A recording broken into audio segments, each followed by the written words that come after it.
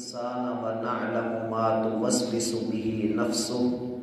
ونحن أقرب إليه من حبل الوريد إذ يتلقى المتلقيان عن اليمين وعن الشمال قعيد ما يلفظ من قول إلا لديه رقيب عتيد۔ احباب ذی وقار، محترم سامعین و سامعات، حضرت انسان اپنی ترقی اور کامیابی کے لیے دنیا میں سکون چاہتا ہے، امن چاہتا ہے، اور اپنے راستے کو آسان کرنے کے لیے یہ اپنی مرضی کے قانون بنا کر اپنی ذات پر، اپنی جان پر، اپنے گھر اور محلے سے لے کر اپنی پارلیمنٹ اور ایوانوں تلک اس قانون کو نافذ کر کے ملک میں اور وطن میں امن اور ترقی کو فروغ دینے کے لیے کوشاں رہتا ہے۔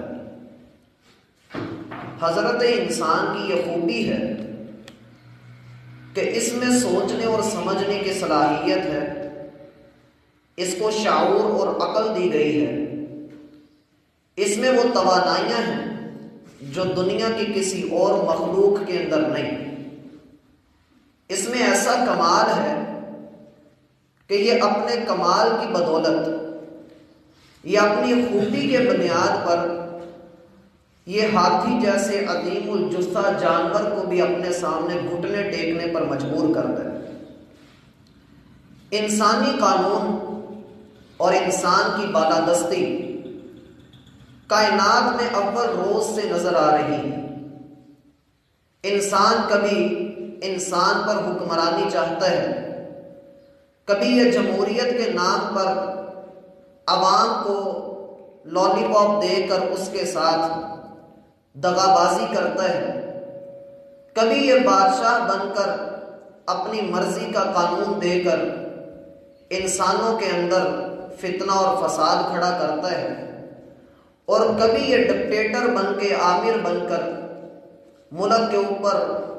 فوجیوں کا قانون نافذ کرتا ہوا نظر آتا ہے۔ ان ساری چیزوں کے بعد یہ ایک انسان کی فطرت ہے، لیکن باقی انسان جب یہ منظر دیکھتے ہیں تو وہ برداشت نہیں کرتے۔ حضرت انسان کی یہ بھی خوبی ہے کہ یہ اپنے اوپر کسی دوسرے انسان کی حکومت کو گوارا نہیں کرتا، اور اس ناگواری کی حالت میں یہ بغاوت کا رستہ اختیار کرتا ہے، اور نتیجتاً دنیا کا امن تباہ و برباد ہو جاتا ہے۔ ضرورت اس بات کی محسوس کی گئی کہ کوئی ایسا قانون اور کوئی ایسا حاکم ہو کہ جس کی حاکمیت پر سر جھک جائیں، جس کے قانون کی قانونیت کو سارے ماننے والے ہوں، اور جسے وہ خلیفہ بنا دے، جسے اپنا نائب بنا دے، جسے وہ رسول بنا دے، اس کی اطاعت کے اوپر سب کے سر تسلیم خم ہو جائیں۔ کائنات نے تلاش کیا، حضرت انسان نے اللہ سے رجوع کیا تو مالک نے کہا اما یأتینکم منی ھدی فمن اتبع ھدای فلا یضل ولا یشقی، میں تمہارا مالک اور تمہارا خالق، تمہارا حاکم حقیقی، تمہیں دنیا میں رہنے کے قانون دینے والا اور تمہاری بندگی کے لائق اگر کوئی ذات ہے تو وہ میری ذات ہے۔ اس لیے اعبدوا ربکم، اپنے رب کی بندگی کے راستے پر چل پڑو، میں تمہیں وہ راہ ہدایت دوں گا کہ جس راستے پر چل کر نہ تو دنیا میں تم کوئی فساد دیکھو گے، نہ کسی غریب کا استحصال ہوتا دیکھو گے، نہ کسی یتیم کے حق کو مارا جاتا ہوا دیکھو گے، بلکہ دنیا میں امن ہی امن ہوگا۔ اس لیے ہم تمہیں یہ خبر دیتے ہیں کہ ان الدین عند اللہ الاسلام، اگر دلوں کے اندر کسی چیز نے سکون پیدا کیا ہے، اگر زندگی کے اندر کسی چیز نے آرام دیا ہے، اگر کسی جگہ پر کوئی امن قائم کیا گیا ہے تو وہ اللہ کے بھیجے ہوئے دین اسلام کی بدولت ہے۔ اسلام کو لیا تو اسلام کی ضروریات، اسلام کی مبادیات، اسلام کی بنیاد کو دیکھنے کا شوق بڑھا۔ خالق نے جبریل علیہ السلام کو انسانی شکل دے کر محمد الرسول اللہ صلی اللہ علیہ وسلم کے پاس بھیجا۔ عمر رضی اللہ عنہ کہتے ہیں کہ جبریل آئے، اپنا گھٹنا حضور کے گھٹنے کے ساتھ ملا کر بیٹھے اور کہا کہ مل ایمان، آپ جس دین کے تابع دار بنے ہو، آپ جس دین کی بنیاد پر لوگوں کی رہنمائی کا سامان کرنے کے لیے دنیا میں آئے ہو، اے محمد صلی اللہ علیہ وسلم یہ بتائیے کہ مل ایمان، ایمان کسے کہتے ہیں؟ آقا علیہ السلام نے خبر دی، الایمان ان تؤمن باللہ، ایمان یہ ہے کہ تیرا اللہ کے ہونے پہ، اللہ کی موجودگی پہ، اللہ کے وجود پہ تیرا ایمان ہو۔ تو اللہ کی مخلوقات میں سے فرشتوں کو چاہے تو نے نہیں دیکھا، لیکن ان پر تیرا ایمان، تیرا رسولوں پر ایمان، کتابوں پر ایمان، یوم آخرت پر ایمان، تقدیر پر ایمان، ان 6 چیزوں کو لینے کے بعد آپ اسلام کی طرف رخ کرتے ہیں تو یہاں آپ کو لا الہ الا اللہ محمد الرسول اللہ کے ساتھ 5 نمازیں نظر آتی ہیں، 7 بعد زکوٰۃ کا ادا کرنا ہے، رمضان کے روزے ہیں، اور اگر آپ میں استطاعت ہے تو اب حج کیجئے۔ اس نے کہا کہ اس کے بعد آپ احسان کی خبر دیں۔ رسول اللہ صلی اللہ علیہ وسلم نے احسان کے متعلق خبر دیتے ہوئے فرمایا، ان تعبد اللہ کأنک تراہ، اللہ کی بندگی یوں کرو گویا کہ تم اللہ کو دیکھ رہے ہو۔ فَإِن لَمْ تَكُنْ تَرَاهُ فَإِنَّهُ يَرَاكَ، اگر یہ کیفیت نہیں بنتی، اگر اللہ کو دیکھنے کا رویہ نہیں بنتا، تمہاری عبادت کا وہ مقام نہیں بن پاتا، تو کم از کم یہ کیفیت اپنے دل میں ضرور رکھو کہ اللہ تمہیں دیکھ رہا ہے، اللہ تیری ایک ایک حرکت سے واقف ہے، وَهُوَ الْعَلِيمُ الْخَبِيرُ، وہ تیری ایک ایک حرکت سے واقف بھی ہے، تیرے سینے میں چھپے ہوئے راز کو بھی جانتا ہے۔ اللہ الذی خلقکم من ضعف ثم جعل من بعد ضعف قوة، وہی رب ہے، اسی کی ذات کو پہچانو کہ جب تم اپنی باپ کی صلب پدر میں تھے اور ماں کی چھاتی میں تھے، اس وقت بھی اس نے تیری حفاظت کی، تجھے رزق پہنچایا، اور پھر 9 ماہ کا ایک پیریڈ چلا کر تجھے پردوں کے اندر رکھ کے ماں کے خون جگر سے تجھے رزق پہنچاتا رہا۔ تو دنیا میں آیا تو کتنا کمزور تھا، مالک نے تیری کمزوریوں کو قوتوں سے بدلا۔ ثم جعل من بعد قوة ضعفا وشیبا، اور پھر یہی قوتیں تیری بڑھتی ہوئی جوانی اور پھر ڈھلنے کے انداز میں بڑھاپے میں بدل کر، تیرے سفید بال کر کے، تیرے اعضاء کو کمزور کر کے، تیری بینائی اور سماعت کو کمزور کر کے، اگر کوئی ایسا ہے، کوئی اس چیز کے اوپر قادر ہے تو وہ ایک ذات اللہ کی ذات ہے، یخلق ما یشاء، وہ جو چاہتا ہے پیدا کرتا ہے، تجھے بھی اسی نے پیدا کیا، وہی تیرے سجدے کے لائق، اسی کے نام تیری بندگی ہونی چاہیے، تیری نظر، تیری نیاز، تیری قربانیاں، تیرے چڑھاوے۔ ان صلاتی و نسکی و محیای و مماتی للہ رب العالمین، میری نماز، میری قربانیاں، میرا جینا اور میرا مرنا میرے رب کے نام ہے۔ دین کو بنیاد بنا کر آقا علیہ السلام نے عبادت کے حوالے سے یہ جو 2 اصول سکھائے ہیں، ان کی مزید تشریح کو دیکھتے ہوئے دین کا خلاصہ خالق کائنات نے سورۃ الحشر میں بیان کیا، ما آتاکم الرسول فخذوہ وما نہاکم عنہ فانتہوا۔ تم دنیا کے اندر بڑے بڑے لوگوں کو دیکھو گے، لیکن یاد رکھنا ابو حنیفہ رحمہ اللہ کی زبان سے نکلے ہوئے وہ الفاظ، اذا اصح الحدیث، جب میری بات کے مقابل محمد الرسول اللہ کی بات آ جائے تو میری بات کو دیوار پر دے مارو، محمد الرسول اللہ کی بات کو تسلیم کرو۔ وقت کا خلیفہ ہو، عمر بن خطاب ہے، لوگوں نے آ کر مسئلہ پوچھا عبداللہ بن عمر سے کہ اے عبداللہ بن عمر، آپ کا باپ اس مسئلے میں یوں کہتا ہے، کہا میں نے رسول اللہ کو فرماتے ہوئے سنا کہ آپ اس مسئلے میں یوں حکم دیا کرتے تھے، کہا تیرا باپ یوں کہتا ہے، کہا میں نے محمد کا کلمہ پڑھا ہے، میں اس کی اتباع کرتا ہوں، تو نے اگر عمر کا کلمہ پڑھا تو عمر کی اتباع کر۔ امام مالک رحمہ اللہ کی طرف دیکھیے، ما آتاکم الرسول فخذوہ، جو رسول دے رہے ہیں، رسول نے جو حکم دے دیا ہے آپ اس کے اوپر پکے ہو جائیے۔ اگر رسول کی مہر موجود نہیں، رسول کے دستخط نہیں، اللہ کی قسم فہو رد، وہ عمل چاہے جتنا مرضی نیک کیوں نہ ہو جائے، آقا علیہ السلام فرماتے ہیں مردود عمل ہے، کل قیامت کے دن اس کے اجر کی بجائے اس کا عذاب ملے گا۔ امام مالک رحمہ اللہ فرماتے ہیں لوگوں یہ بات ذہن میں رکھو، دنیا میں ہر بندے کی بات قبول بھی کی جا سکتی ہے، ہر بندے کی بات رد بھی کی جا سکتی ہے، لیکن یہ قبر والا اللہ کے رسول کی قبر کی طرف اشارہ کر کے کہا اگر کوئی کائنات کے اندر ہستی موجود ہے کہ جس کی بات کو رد نہیں کیا جا سکتا، وہ محمد الرسول اللہ کی ہستی ہے، اس سے بڑھ کر کوئی نہیں۔ اتباع کے لائق اگر کوئی ہے تو محمد الرسول اللہ ہے، اطاعت اگر کرنی ہے تو محمد الرسول اللہ کی اطاعت کرنی ہے، وگرنہ وہ تین بندے جو بڑے مشہور صحابی، سیدنا علی، سیدنا مقداد بن اسود، سیدنا عثمان بن مظعون، یہ تین صحابی اللہ کے رسول کی غیر موجودگی میں آپ کی بیوی کے پاس آئے اور کہا کہ اللہ کے رسول کیسے عبادت کرتے ہیں، اللہ کے رسول گھر میں کیا کرتے ہیں، بتایا گیا، اللہ کے رسول کی عبادت کے مطابق خبر دی گئی۔ انہوں نے وہ بات کہی جو آج ہم کہتے ہیں کہ کہاں اللہ کے رسول، کہاں آپ کہ جنہوں نے اللہ رب العزت کی بندگی ایسے کی ہے کہ کائنات میں ویسی کوئی عبادت نہیں کر سکتا، کہاں ہم اور کہاں اللہ کے رسول اپنے مقام اور مرتبے کے اعتبار سے وہ اتنے نیک، وہ اتنے بلند، وہ اتنے راتوں کا قیام کرنے والے، وہ دن کا روزہ رکھنے والے۔ اللہ کی قسم ایک بندہ بولتا ہے کہ آج کے بعد اللہ کی قسم میری کمر بستر کے اوپر نہیں لگے گی، میں ساری رات اللہ رب العزت کے لیے عبادت کرتا رہوں گا، میں ساری رات تہجد ادا کرتا رہوں گا، میں کبھی بھی اللہ کی عبادت کو ترک نہیں کروں گا۔ دوسرا بندہ بولا اینا نحن و رسول اللہ صلی اللہ علیہ وسلم، کہاں اللہ کے رسول اور کہاں ہم،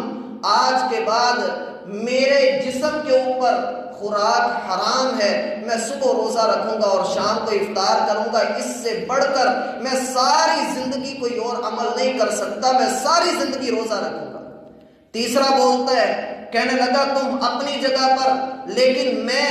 میں کچھ ایسا کرنا چاہتا ہوں جو دنیا میں کسی نے نہ کیا ہو، میں رب کی جنت کا وارث بننا چاہتا ہوں، گواہ رہنا آج کے بعد میں اپنے گھر کو چھوڑ کر جنگلات کی طرف جا کر تنہائی اختیار کر کے گوشہ نشین ہو کے صرف ایک اللہ کی بندگی کروں گا، صرف ایک اللہ کو پکاروں گا۔ یہ تین بندے اپنے جذبے اور ولولے میں، اپنے عزم اور استقامت میں بڑے آگے ہیں، اور ہیں بھی صحابہ جن کی آنکھوں کے سامنے قرآن نازل کیا جاتا ہے، یہ وہ ہیں جنہوں نے محمد الرسول اللہ کو اپنی آنکھوں کے سامنے دیکھا ہے، اور یہی لوگ جو چلتے زمین پر ہیں لیکن قدموں کی آواز جنت میں جاتی ہے۔ عزم اور حوصلہ اور ان کا نیکی کا لالچ، اللہ کی قسم ہم یہ لالچ نہیں رکھتے، ایسے لالچ کو، ایسی نیکی کو ہماری نسلیں بھی نہیں پا سکتی جو انہوں نے اظہار کیا۔ جب یہ واپس گئے، رسول اللہ صلی اللہ علیہ وسلم اپنے گھر میں داخل ہوئے، سیدہ عائشہ نے خبر دی، اے اللہ کے رسول یہ تین بندے آئے تھے، یہ باتیں پوچھی اور یہ کہہ کر گئے ہیں۔ آقا علیہ السلام، یقین کیجئے صحیح مسلم کے الفاظ ہیں، فَتَغَيَّرَ وَجْهُهُ، اللہ کے رسول صلی اللہ علیہ وسلم کا چہرہ مبارک غصے سے شدید سرخ ہو گیا،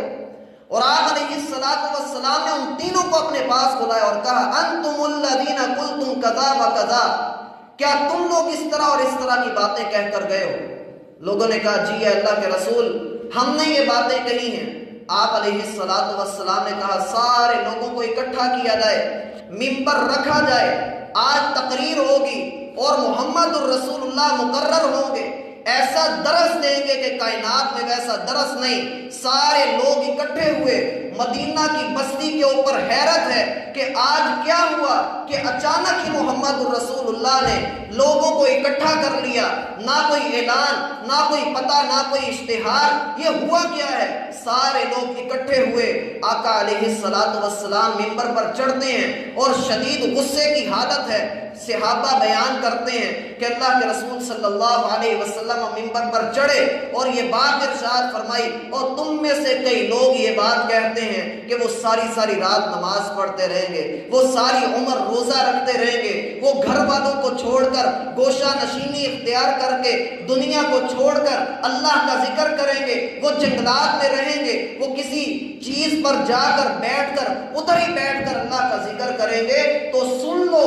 جس نے محمد الرسول اللہ صلی اللہ علیہ وسلم کے طریقے کو اپنانا ہے وہ دیکھے کہ محمد رات کو سوتے بھی ہیں اور نماز بھی ادا کرتے ہیں، محمد نفلی روزہ بھی رکھتے ہیں اور چھوڑتے بھی ہیں، محمد اپنے گھر والوں کے حقوق بھی ادا کرتے ہیں اور اللہ کی بندگی بھی کرتے ہیں۔ فَمَن رَغِبَ عَن سُنَّتِي فَلَيْسَ مِنِّي، جس نے محمد الرسول اللہ کی سنت سے منہ موڑا، جس نے ہمارے طریقے کو نہ لیا، فَهُوَ رَدٌّ، اللہ کی قسم وہ مردود بھی ہے اور اس کا مجھ محمد سے کوئی تعلق نہیں۔ اور پھر ہر خطبے میں ہم یہ الفاظ سنتے ہیں، اللہ کے رسول صلی اللہ علیہ وسلم کہا کرتے تھے ان احسن الکلام کلام اللہ۔ لوگوں یاد رکھو، بڑی خوبصورت باتیں تم کرتے ہوگے، لیکن سب سے خوبصورت بات اگر کسی کی ہے، کسی کا قول، کسی کی بات، کسی کی حدیث، کسی کا کلام، کسی کی بات اگر سب سے اعلیٰ ہے تو وہ اللہ کی بات ہے۔ وَخَيْرَ الْهَدْيِ هَدْيُ مُحَمَّدٍ صلی اللہ علیہ وسلم۔ لوگوں ہدایت کے راستے بڑے تمہیں نظر آئیں گے، لیکن بہترین راستہ جو سیدھا جنت کی طرف لے کر جاتا ہے، اس راستے پر چلنا ہے تو پھر محمد الرسول اللہ کے دامن کو پکڑ لو، اپنی رسی ان کے ہاتھ میں دے دو، وہ جدھر تمہیں چلاتے ہیں ادھر چل پڑو، کیونکہ محمد اپنی مرضی سے کوئی بات نہیں کرتے، وہ جو بھی بات کرتے ہیں رب کی وحی کے مطابق کرتے ہیں۔ وَخَيْرَ الْهَدْيِ هَدْيُ مُحَمَّدٍ صلی اللہ علیہ وسلم وَشَرَّ الْأُمُورِ مُحْدَثَاتُهَا۔ اور اللہ کے رسول فرماتے ہیں دنیا میں بڑے بڑے برے کام ہوں گے، بڑے بڑے بدترین کام ہوں گے، بڑی بڑی بری اور گندی باتیں کی جاتی ہوں گی، لیکن سب سے گندی بات وَشَرَّ الْأُمُورِ مُحْدَثَاتُهَا، اگر کائنات میں کوئی گندی بات ہے، جو سب سے بدترین بات ہے، جو سب سے بڑھ کر فحش بات ہے، جو سب سے بڑھ کر لچر پن ہے، تو سنو وَشَرَّ الْأُمُورِ مُحْدَثَاتُهَا، دین کے اندر اپنی طرف سے نیکی کی مہر لگا کر کوئی نئی بات دین کے اندر داخل کر دینا، اللہ کی قسم یہ سب سے بدترین بات ہے۔ وَشَرَّ الْأُمُورِ مُحْدَثَاتُهَا۔ اور یہ شر الامور جب ہم اس کے اوپر غور کرتے ہیں تو اس کی ایک بات سمجھ میں آتی ہے۔ صحابہ کرام کہا کرتے تھے اللہ کی قسم گناہ کرنے والا کوئی بھی بندہ جو گناہ کرتا ہے، کوئی شرک کرتا ہے، کوئی بندہ منہ کالا کرتا ہے، کوئی ڈاکہ ڈالتا ہے، کوئی کسی کے ساتھ جو ہے وہ بد کلامی کرتا ہے، کوئی غلط کام کرتا ہے، یہ بڑے بڑے گناہ ہیں، ہر بندہ جانتا ہے کہ یہ گناہ کا کام ہے، اس کا وبال کم ہے، اس کا وبال، اس کا عذاب اتنا نہیں ہے جتنا بڑا وبال اس بات کا ہے کہ جسے تم نیکی سمجھ کر کرتے ہو اور اس پہ محمد الرسول اللہ کی مہر نہیں۔ کوئی بھی بدعت کرنے والا، کوئی بھی ایسا کام کرنے والا جس پر اللہ کے رسول کی مہر نہیں اور وہ اسے نیکی سمجھ کر کر رہا ہے، دو باتیں اس کے طرف سے اعلان ہوتی ہیں، وہ دو اعلان کر رہا ہوتا ہے۔ پہلا یہ میری بات کا غصہ نہ کیجیے گا، لیکن بات وہ کر رہا ہوں جو صحابہ کرام نے بتلائی۔ پہلا اعلان وہ یہ کرتا ہے کہ نعوذ باللہ میں اللہ کا نبی ہوں۔ کس طرح سے؟ وہ کہتا ہے کہ مجھے وحی آئی کہ پھر یہ نیکی بنی، وہ نبی ہے تو اس نے بتایا نا کہ یہ نیکی ہے، یہ نیکی کا کام ہے، یہ کر گزرو۔ اگر اس کی طرف وحی نہیں آئی، وہ کہتا ہے نہیں میرے پاس وحی نہیں آئی، ہم مان لیتے ہیں کہ ٹھیک ہے بھائی تمہارے پاس وحی نہیں آئی، لیکن تم اس کو پھر بھی نیکی کہہ رہے ہو، تو دوسرا اعلان وہ یہ کر رہا ہوتا ہے کہ ٹھیک ہے بھائی نیکی تو میرے پاس وحی تو نہیں آئی، لیکن محمد الرسول اللہ نے بتایا نہیں تھا امت کو، میں بتا رہا ہوں۔ یعنی وہ رسول اللہ صلی اللہ علیہ وسلم پر الزام لگاتا ہے کہ نعوذ باللہ انہوں نے کچھ چھپا لیا جو امت کو نہیں پتا تھا، وہ مجھے پتا لگا اور میں نے اپنی امت کو بتایا ہے۔ اللہ کے رسول فرماتے ہیں لوگوں یہ بات ذہن میں رکھو کہ نیکی کی جتنی باتیں تھیں، جتنے نیکی کے کام تھے، جس نیکی کے کام نے تمہیں جنت میں لے کر جانا ہے، میں محمد صلی اللہ علیہ وسلم نے تمہیں بتا دیا ہے، اور جو کام جہنم میں لے کر جانے والے ہیں میں نے اس کی بھی تمہیں خبر دے دی ہے۔ لہٰذا جو بات تمہیں دی گئی ہے علیکم بسنتی، میری سنت کو پکڑ کر رکھو۔ مزید غور کرتے ہیں، سنن دارمی میں ایک روایت آتی ہے، عبداللہ بن مسعود رضی اللہ عنہ کوفہ میں رہا کرتے تھے، اور یہ صحابی اللہ کے رسول کے بڑے قریبی، حافظ قرآن، قاری قرآن، فقیہ امت، عالم امت، بڑے جلیل القدر صحابی ہیں۔ صحابہ کرام ان کے متعلق کہا کرتے تھے کہ جب تک عبداللہ بن مسعود تمہارے پاس موجود ہے ہم سے مسئلے نہ پوچھا کرو، عبداللہ بن مسعود سے پوچھا کرو، ہما وقت اللہ کے رسول کے ساتھ رہنے والے۔ عبداللہ بن مسعود کے شاگرد روزانہ فجر کے وقت ان کے پاس آتے، ان کے گھر کے باہر بیٹھ جاتے، اور جب فجر کا وقت ہوتا عبداللہ اپنے گھر سے نکلتے اور ان لوگوں کو ساتھ لے کر مسجد کے اندر چلے جاتے۔ ایک دن ایسا ہوا کہ شاگرد آئے اور انہوں نے خلاف عادت دروازہ بھی نوک کر دیا۔ عبداللہ باہر آیا اور کہا کہ پہلے کبھی آپ نے دروازہ نہیں کھٹکھٹایا، آج کیوں کھٹکھٹایا ہے؟ کہا عبداللہ ذرا جلدی سے ہمارے ساتھ مسجد میں چلیے اور وہاں پر دیکھیے کہ حالات کیسے ہیں۔ عبداللہ نے جلدی جلدی اپنا کپڑا سمیٹا اور بھاگے ان لوگوں کے ساتھ کہ اللہ نہ کرے مسجد میں کیا مسئلہ ہو گیا ہے۔ مسجد میں گئے اور وہاں پر جا کر دیکھا کہ کئی لوگ ٹولیاں بنا کر 10-10 12-12 بندے اکٹھے ہو کر اپنے آگے کنکریاں رکھ کر بیٹھے ہوئے ہیں، جیسے آج کل ہم کھجور کی گھٹریاں رکھ کر بیٹھتے ہیں۔ سنن دارمی کی روایت اور صحیح سند کے ساتھ ہے۔ عبداللہ بن مسعود ابھی کھڑے ہیں کہ ایک شخص ان کے درمیان سے کھڑا ہوتا ہے اور وہ ایک ٹولی کو کہتا ہے 100 مرتبہ اللہ اکبر پڑھو، دوسری کو کہتا ہے 100 مرتبہ سبحان اللہ پڑھو،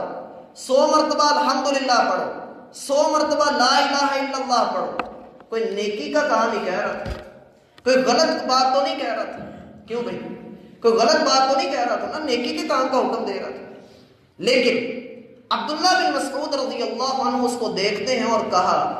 اللہ کی قسم تم لوگوں نے یہ جو نیا کام دین میں ایجاد کر لیا ہے،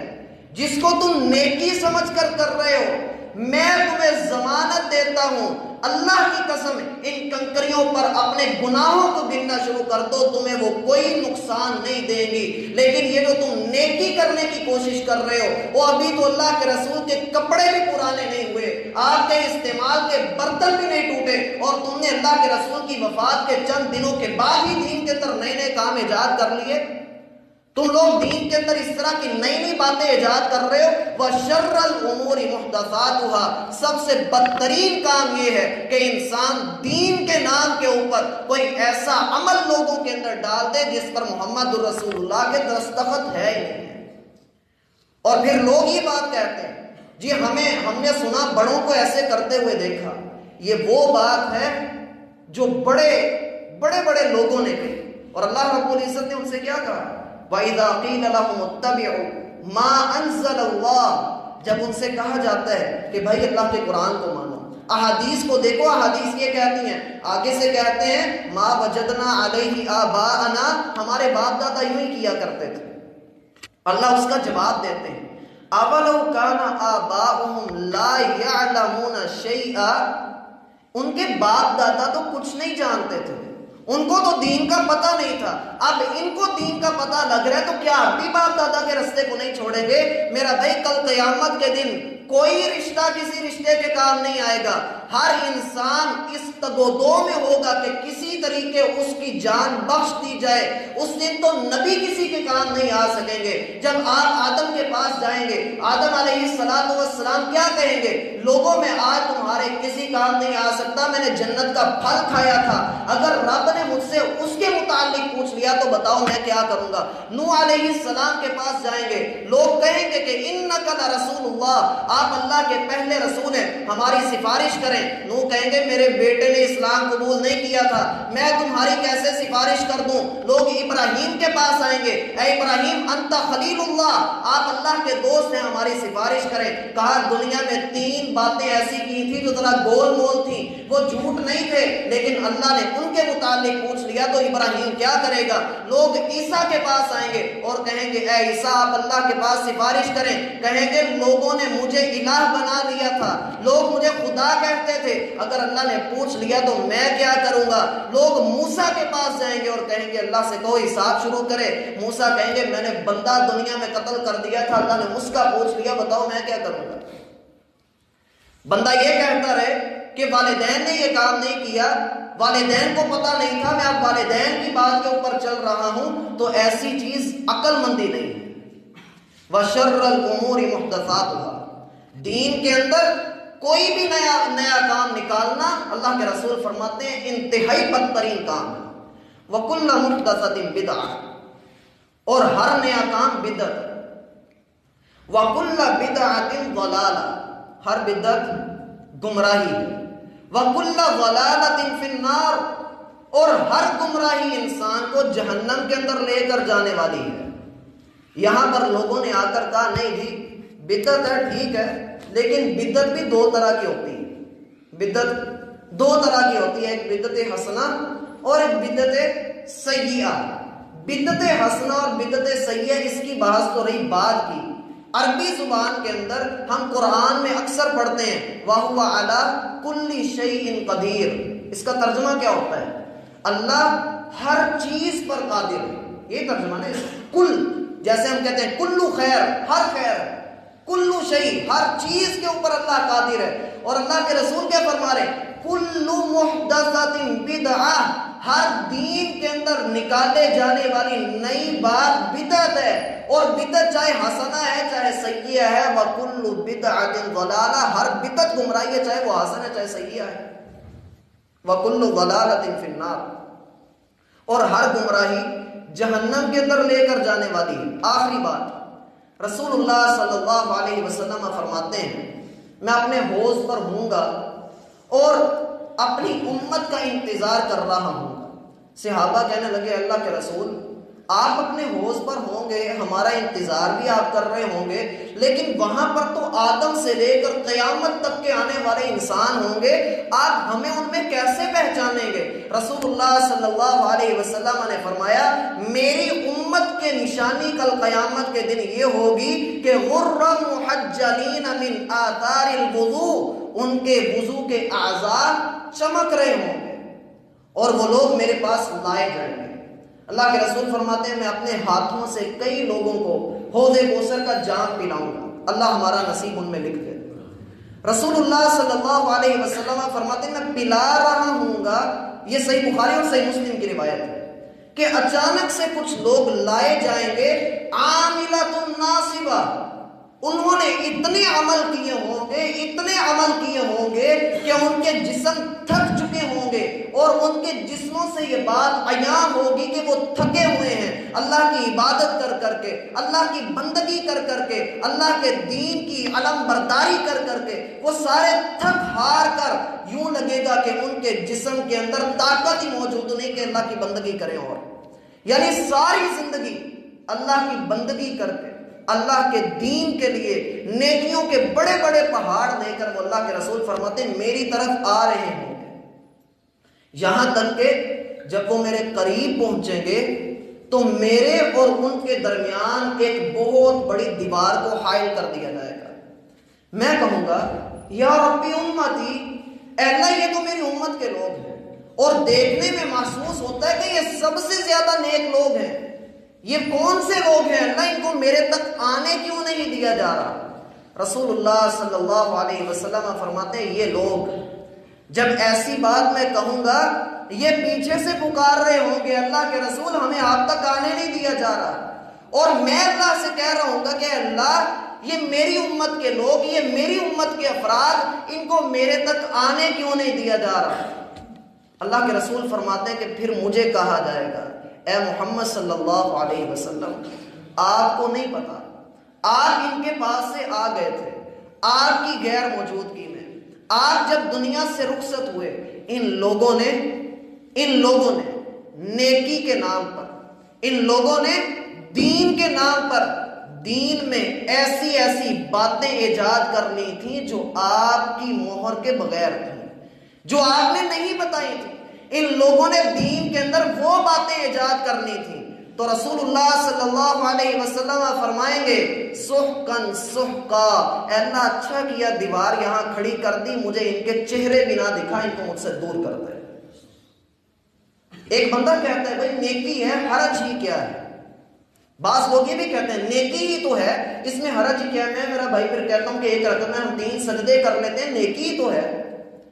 ہم ایک رکعت میں پھر 2 سجدے ہی کیوں کرتے ہیں؟ اگر طواف 7 چکروں کا ہے، نیکی کرنی ہے تو اس 7 چکر کو آپ 10 کیوں نہیں کر لیتے؟ رمضان کے 30 روزے ہیں، آپ ان کو 35 کیوں نہیں کر لیتے؟ نیکی ہی تو ہے، نیکی کرنے میں حرج ہی کیا ہے؟ پھر کیا ہوگا اگر ہم زیادہ کر لیں گے؟ مجھے آپ سب ایک بات بتائیے، ہم بکرا ذبح کرتے وقت کیا پڑھتے ہیں؟ بسم اللہ اللہ اکبر۔ ایک بندہ کہتا ہے نہیں یار سورہ رحمان کی بڑی فضیلت ہے، سورہ رحمان پڑھ دیں، کیا وہ عمل درست ہے؟ کیوں نہیں درست؟ نیکی کا تو کام ہے۔ اب لوگ یہ کہیں گے کہ بھئی یہ نیکی کا کام نہیں ہے، تو اللہ کے بندوں پھر اس طرح سے یہ گلیاں سجانا، یا اونچی اونچی آواز سے ڈیک لگانا، یہ تیجے کرنا، یہ ساتیں کرنا، یہ 40ویں کروانا، یہ کس سنت سے ثابت ہے؟ کوئی ایک چیز، کوئی ایک دلیل، کوئی ایک حدیث اس کے اوپر لا کر دکھا دو، اللہ کی قسم مان لیں۔ لیکن جب اللہ کے رسول کی مہر نہیں ہے تو پھر کہاں سے ہم اس کو دیں؟ کیسے ہم اس کو سر انجام دے لیں؟ اس کو بدعت نہ کہیں تو اور کیا کہیں؟ کوئی بندہ ایسی چیز گوارا کرتا ہے کہ اللہ کے رسول کا دین ہو اور اسی دین کے اندر اپنی طرف سے نئے نئے کام ایجاد کر کے کہا جائے اس میں حرج ہی کیا ہے؟ اور ادھر اللہ کے رسول فرما رہے ہیں کہ دین کے اندر نیکی کے نام پر نئی نئی باتیں ایجاد کرنے والے کل قیامت کے دن حوض کوثر کا جام بھی نصیب نہیں ہوگا، اللہ کی رحمت بھی نہیں ملے گی، محمد الرسول اللہ کا غضب الگ سے ملے گا، اور انداز کیا ہوگا؟ اللہ رب العزت فرماتے ہیں مأواکم النار، سورۃ الحدید کا 2 رکوع پڑھ کے دیکھیے، اللہ رب العزت فرماتے ہیں ایسے بدعتیوں کو، ایسے لوگوں کو ہم جہنم کا ایندھن بنائیں گے، وبئس المصیر، بدترین ٹھکانہ ہے۔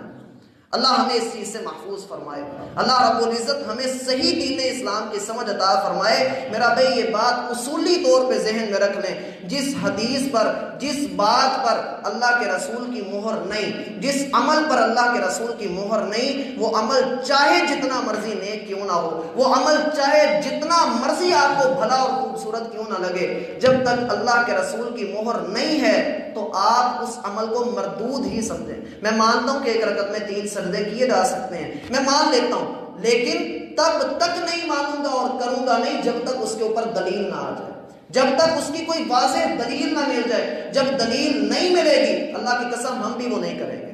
سمپل سی بات ہے، اللہ ہمیں سمجھنے کی توفیق عطا فرمائے، وما توفیق الا باللہ۔